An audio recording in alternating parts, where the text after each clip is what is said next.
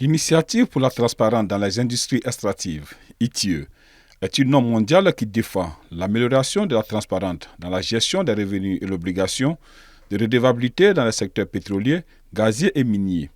La mise en œuvre de l'ITIE repose sur deux principes fondamentaux, à savoir la transparence dans ces entreprises et l'obligation de redevabilité. Les grands axes de cette dissémination, c'est informer le maximum de gens pour qu'ils puissent comprendre ce que c'est que l'ITIE, quel est le travail de l'ITIE.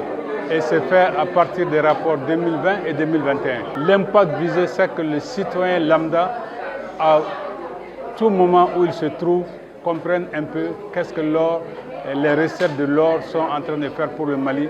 Afin de mieux se familiariser avec les rapports de l'ITIE, un club a été mis en place au sein de l'école des mines.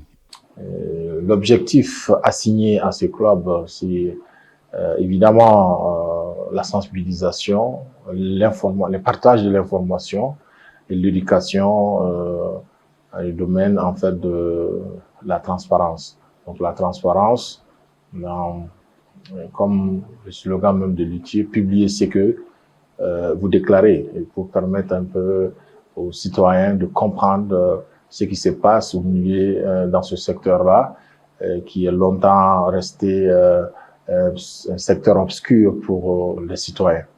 La ressource étant l'or, ce rapport permet de savoir ce que ce secteur d'activité apporte au budget national et aux collectivités. L'essentiel est de dire aux citoyens lambda que l'État gagne au niveau de ses recettes minières, mais aussi qu'une bonne partie, à travers la patente, est transférée aux collectivités par le Trésor. Ça aussi, c'est de l'argent. C'est à peu près, on dit plus de 10 milliards dans ces collectivités minières de Sikasso et de Caille. Dans ce rapport, on peut lire, entre autres, des informations concernant le secteur extractif au Mali.